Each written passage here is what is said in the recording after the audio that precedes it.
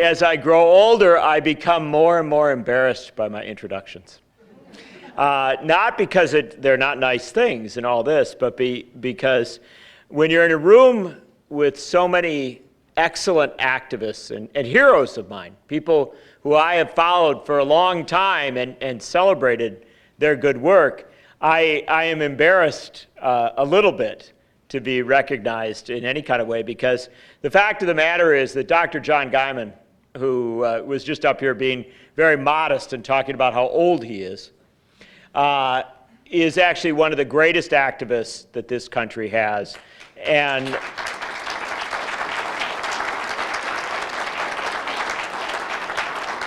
he is so damn distinguished. That's exactly what we want in somebody advocating for economic and social justice.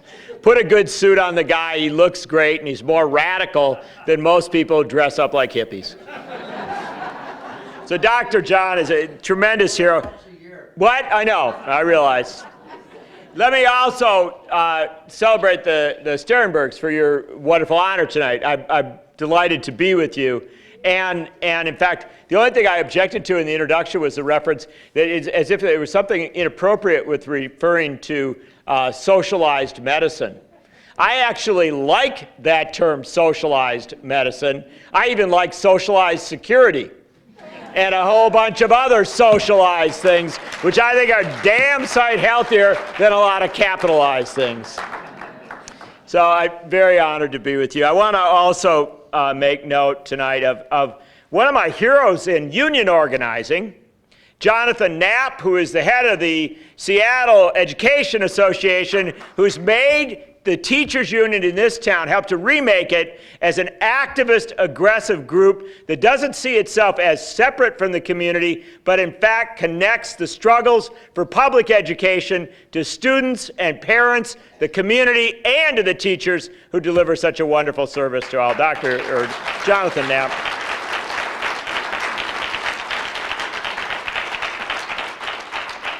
Let me also, as long as we're going row by row, person by person, celebrate the wonderful Betty Capehart, who went out of her way to make this all happen. And I was an absolute frustration to her, because she would email me and send me all this stuff, saying, you gotta come, you gotta come. I would never let folks down, because the opportunity to come to Seattle and to be with all of you great activists, but she really made it all happen, and so my honors to Betty and her good work.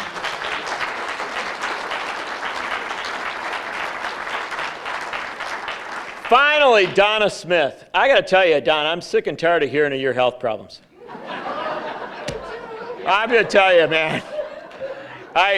Whatever it takes to get you well, I am on board. I am on board. And if you tell me that a single-payer healthcare system is the way to make you healthy and to make you secure and to make your life what it ought to be, then I am for a single-payer healthcare system.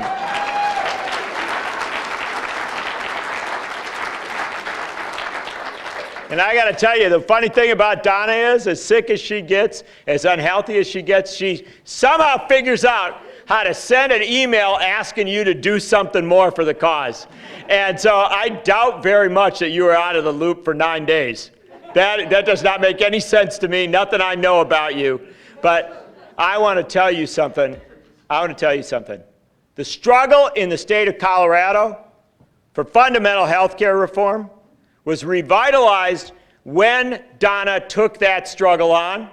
And she didn't do it alone. She would never ask for all the credit unto herself, but she's the sort of person that makes other people want to throw in and join the fight. And so I think you're going to win, and I think you're going to win because people are going to recognize what a wonderful and glorious and joyous struggle it is to make sure that healthcare is no longer treated as a privilege but a right. And so I cheer you on, Donna, and I will be there in Colorado to campaign with you and to fight for this good cause. So, brothers and sisters, my goodness, I have been to Iowa. I have been to New Hampshire. I have been to Nevada. I have been to South Carolina. I have seen everything that this nation has to offer to us politically. And let me just say how very happy I am to be in Seattle tonight. I am so thankful that you have pulled me away from watching Donald Trump's victory party in South Carolina. You could never give me a greater gift. Although I am slightly sorry that tonight I missed the opportunity to see the last of the Bushes leave the political playing field. If there was ever a greater lie told in politics, and that's a pretty big, I realize. If there was ever a greater lie told in politics, it was with this fantasy we heard for the last week that somehow the people of South Carolina, I know they're not perfect. I know they have flaws. That's where the Civil War started, on the wrong side. I got a lot of problems with South Carolina, but I am sorry. I was horrified by the insult that was given to them this week when repeatedly pundits on television said that in South Carolina there was a nostalgia for the Bushes. Let me tell you, we may be an imperfect country, we may be an imperfect people, but we will never, ever be nostalgic for the people who led us into an immoral and illegal war in Iraq and who turned this country into something it should never have been. Brothers and sisters, I don't miss Bush the First. I don't miss Bush the Lesser. And I am not going to miss Jeb the Jeb. So I'm so glad to be here with you, even though I did miss that opportunity to say goodbye to the Bushes. So I'm especially happy to be in Seattle because this is a single-payer town. Now, Nick Licata's not with us tonight, but former city councilman Nick Licata got your city council to pass a resolution, I believe it was in 2009, putting Seattle, Washington on record with hundreds of other communities across this country, asking the Congress of the United States to begin to initiate a single-payer health care system for all of America. So you're on record. You've done the job, right? Unfortunately, Seattle is not America. Seattle is a part of America. Seattle leads very well. And when I look out at this room, at all you folks, the fact of the matter is that you've got something real going on here. And I want to celebrate that. That's why I've come. I want to celebrate what Physicians for a National Health Care Program does in Western Washington, the wonderful work that you're doing. It's so vital. I want to celebrate your new student chapter. This is fantastic. No, this is huge. Some years ago, I was in Madison, my hometown, with Dr. Quentin Young, and we had a rally on the steps of the Capitol. It's a cold day in Madison. It's always a cold day in Madison. And it was a very cold day, and I remember when hundreds of students from the University of Wisconsin's medical school marched up our State Street to the Capitol in their I'm not a doctor, they're whites, scrubs, and joined this, saying as young people who were training to become physicians, to join this healthcare system, that their commitment was not to get rich. Their commitment was to provide care to human beings. And the fact of the matter is that the future of healthcare reform in this country will always be driven by young people. It will always be driven by those who go to medicine, whatever area of it, be they nurses, be they doctors, whatever they do, who go to it because they are absolutely committed to this vision that we can provide care to people who need it, and that we do not do so as a privilege. We do not do so in multiple tiers. We do so because a human being, no matter what their wealth, no matter what their position in society, a human being who can be made healthier by the human touch, by the application of medicine, by the simple act of caring and understanding the need that exists, That's the baseline for a civil society. That's not the end of civil society. That's not some sort of goal you seek as you move forward to build a humane and decent society. That is the beginning point, and that is why the right has fought so hard against the minimal reforms of the Affordable Care Act, because they know full well that when you provide health care for all as a human right, then you begin to break open every other struggle to say that housing is a human right, to say that food and all the basics of life are human rights, that education is a human right. Brothers and sisters, we don't have limited human rights. The fact of the matter is we must have expansive human rights. And the place to begin is to say that no one will be so sick that they cannot demand the rest of that list of human rights.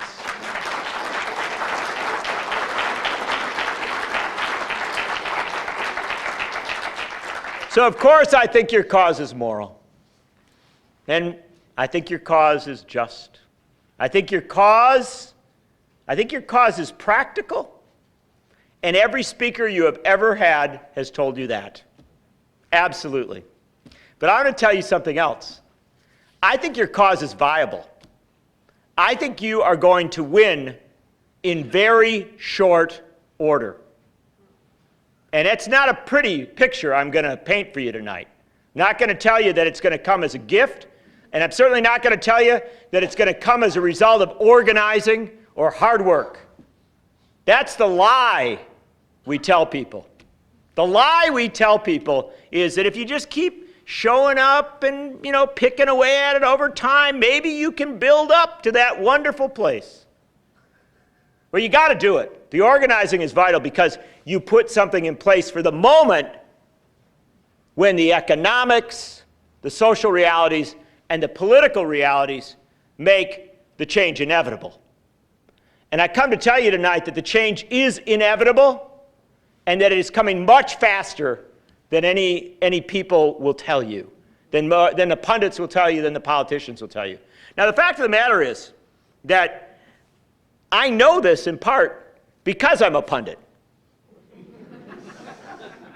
No, I do. I sit on those TV shows, and whatever question they ask, I give my best answer. I know this because I actually cover politics for a living. And I want to emphasize to you that, we let politics come at us so fast that we sort of start to generalize our experience. We start to believe that what we're in, well, this is how it's always been, or this is where it's been. Brothers and sisters, I will guarantee you that a year ago, not a single person in this room thought that a serious contender for the Democratic nomination for President of the United States would say in every single one of his speeches to now more than 700,000 people at rallies across this country, that the winner of the New Hampshire primary, that the person who tied in the state of Iowa and the person who just about pulled it off in the state of Nevada today, that a viable candidate for the Democratic nomination for President of the United States would be saying that this nation must have a single-payer Medicare for all health care system.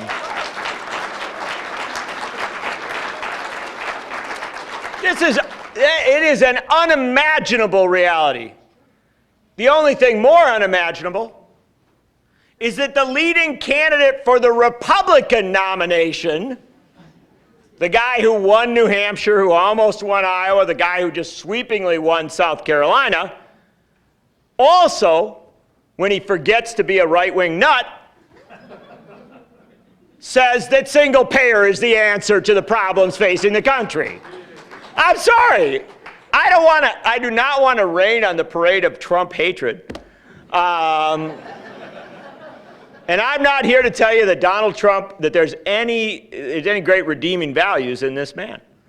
But I do want you to understand that this Donald Trump, the one thing that in Republican debates and in interviews on national television, he goes crazier and crazier, more extreme. He's in a fight with the Pope. okay? I mean, who fights with the Pope? Especially when we have a good Pope. And then this week, in 1 week, a fight with the Pope is not enough. Now he's also in a fight with the iPhone. I mean, this guy gets in a fight with everyone. It's completely unimaginable. And yet the one thing he says, well, I can't go too crazy on this. The fact of the matter is, we can't let people die in the streets. We're going to have some sort of health care plan that covers the poor. And he keeps actually sort of defaulting, although he won't say it and he keeps running away from it and bounces around it. But as a businessman, as a guy who actually looks at the books, he keeps defaulting towards single payer. I'm sorry. If the Republican I don't particularly like and the Democrat who kind of impresses me are both saying that single payer ought to be on the agenda, that we at least have to discuss it, I think I'll just sit back and have a Bud Light.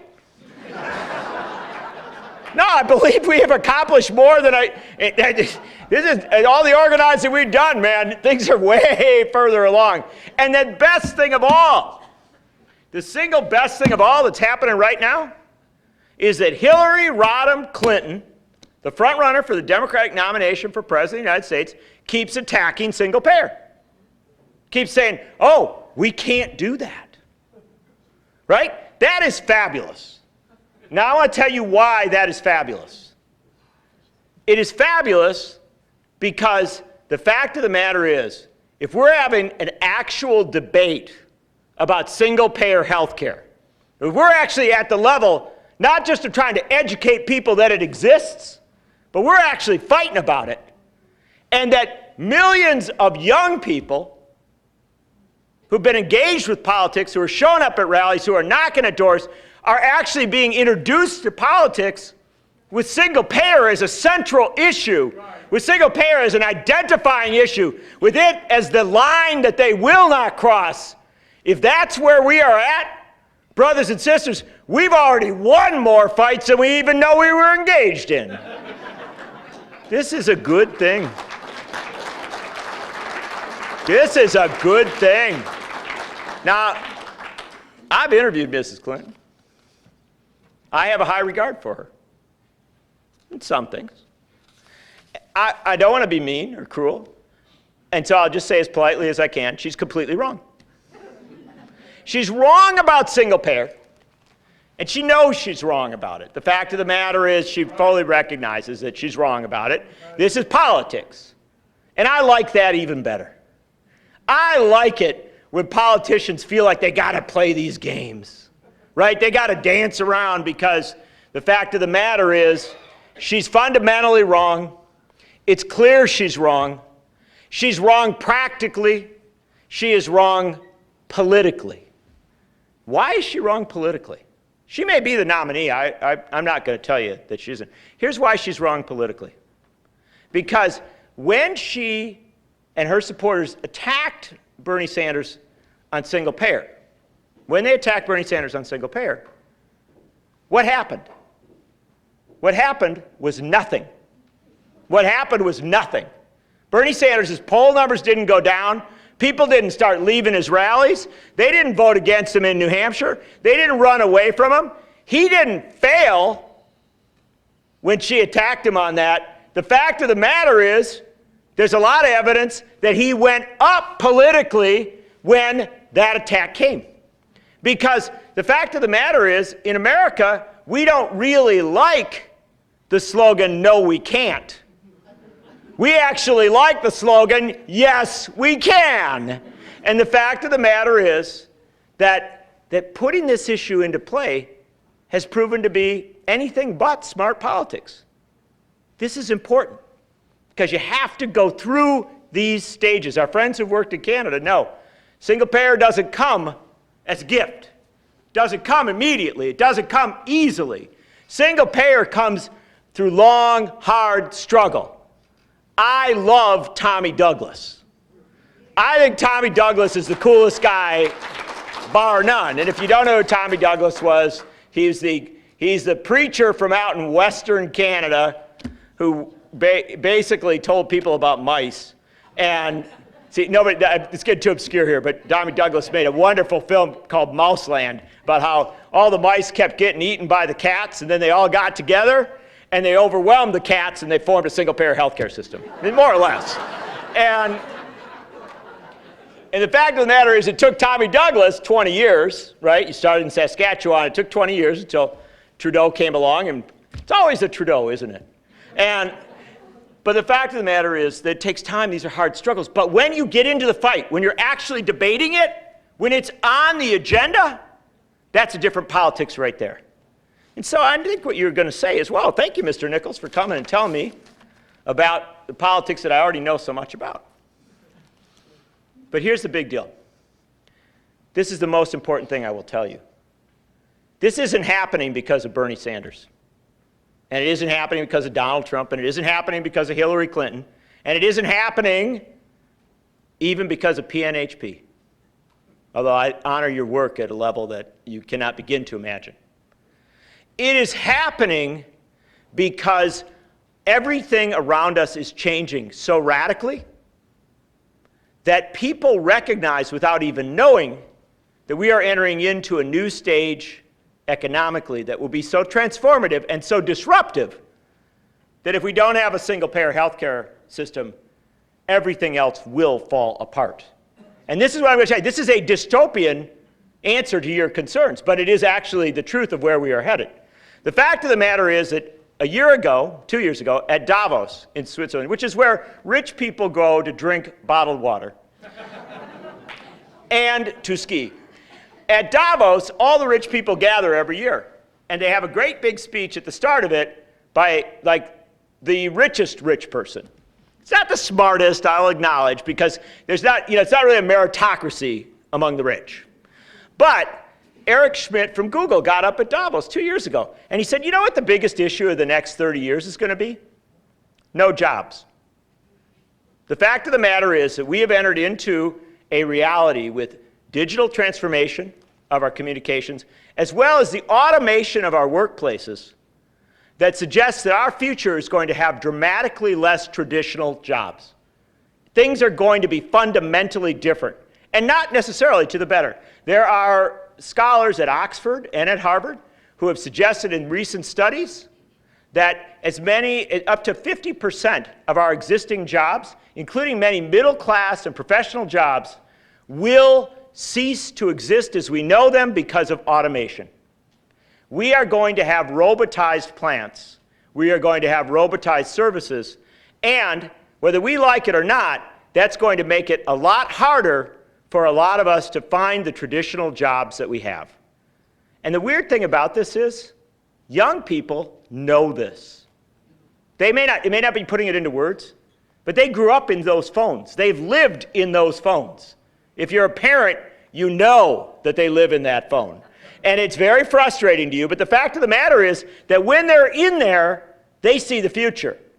And the problem is, they don't see a future where they get a job where they go to work at 9 in the morning and they work till 4:30 and they get a summer vacation and they get days off with pay and that they have health care coverage. It's not there. It's not in that phone. The fact of the matter is that we actually have seen such a rapid transformation of our workplaces and our work lives that we now comfortably talk about a gig economy. Do you know what a gig economy is? Yeah. We're borrowing a word from jazz and rock and roll, right? In music, you play a gig, right? You go out and you do a show. And you hope you make enough money that night so you can pay your way to get to the next gig. And I think we all know how excited parents are when their child shows up and says, I've decided I'm going to be a jazz musician. Right? Because the thing that the parent says is, wow, I think there's a reasonably good chance that I'm going to be supporting you for a very substantial amount of time. Now, you may be the next Miles Davis. You may be the next Dizzy Gillespie. But the fact of the matter is that Miles Davis and Dizzy Gillespie actually struggled for quite a while. And so the truth of the matter is when we talk about a gig economy, we talk about people who are going to make their living not with one clear job, but by driving a little bit of Uber, which is a horrible experiment, by the way, by doing a little bit of Airbnb, by doing, a little bit of contract work here and a little bit of consulting there, no matter what kind of degree they have, when they're cobbling together a life, trying to get enough money to get by, they may be able to pay for their car. They may be able to pay for that room that they rent out for Airbnb, but they aren't going to have a lot of money left over to pay for a healthcare mandate, and they aren't going to have any employer that's going to provide them with healthcare. The fact of the matter is that the economic and social changes of the next 20 years guarantee, and I'm sorry, young people, you're all sitting there going, oh, crap. No, but they guarantee that we are going to give the rising generation very little access to the sort of health care that we have known. It just won't come in the way that it did. Now, that's one side of the equation. Young people, 85% in New Hampshire voted for Bernie Sanders, the guy who's saying he's for single payer. But here's the interesting thing. Those Trump backers who go to those Trump rallies, they're much older. They've been laid off a couple times. They've been retrained a couple times. And you know what? The Walmart greeter job didn't work out as well as they had hoped. And so the fact of the matter is the people that are showing up at those Trump rallies, they too have looked at the future, and they don't see a way that they get from the age of 45 to the age of 62 or 65 when they can start to look at Medicare. And so the fact is, we have a whole society that is voting right now based on their fear of the future, based on their concern about the future. Now, our pundit class, our political elites, they never say that. They don't ever talk about it in that way. But the fact of the matter is, this is the last election of the past. This is the last election of the old days. The next election, they will talk about this. They will talk about the fundamental changes in our work life, in our social life, in our communities that are going to be forced upon us by a digitalized and automated economy that will be as different in the next 20 years as the world was in that period from 1790 to 1810 when we saw the rise of an industrial revolution and the period that went beyond it. And the fact of the matter is, it will come much faster. If you know anything about Moore's law, the theory of how when technology gets to a certain place, it moves forward exponentially, theorists on the future will tell you that they believe our technological revolution hit the Moore's law pivot point around 2008 or 2009. So the fact of the matter is these changes are going to come very, very fast. They're going to be overwhelming. They're at times going to be very daunting, very frightening. They will create a large class of unemployed. They will create a large class of underemployed Americans. They will not all be young people trying to get in. They will also be middle-aged people who've seen the careers that they committed to suddenly automated away. This is not a pleasant reality. But it doesn't have to be a horrible future. It doesn't have to be horrible at all. The fundamental reality is that if we begin to implement the social reforms that are necessary, then a future of gig economy, then a future of less work does not have to be less pleasant. The fact of the matter is, we should work less. We should have time for leisure and pleasure and our families and our communities. It's a wonderful thing, but it doesn't work. It doesn't work if we are left paying for the essentials of life, if we are left paying for health care. And so what I will tell you is just a very simple thing. Physicians for a National Health Care Program activists, students getting engaged in these issues, Donna with all your great political work, all of you folks, think a little less about candidates. Think a little less about political parties.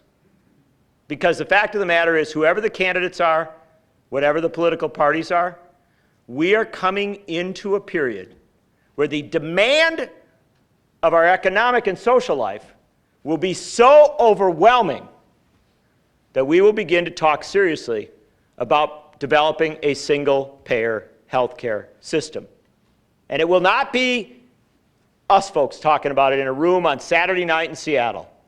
It will be the most powerful and wealthy people in this country.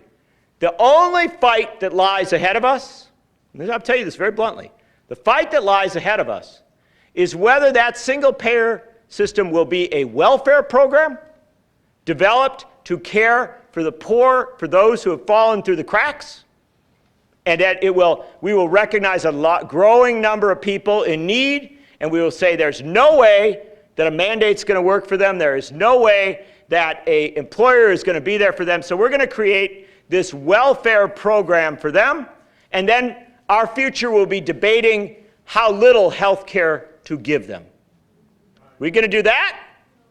Or are we going to, at that moment where the opportunity comes, at that moment where the demand is so overwhelming that it cannot be denied, will we be there to say, no, the only health care plan that is moral, the only health care plan that is practical, the only health care plan that will work in the 21st century is a single-payer, universal health care plan that says everyone is covered, everybody in, nobody out. Brothers and sisters, I guarantee you, I promise you this with my whole heart and all of my knowledge, that the future that is coming will put single-payer at the center of our debates.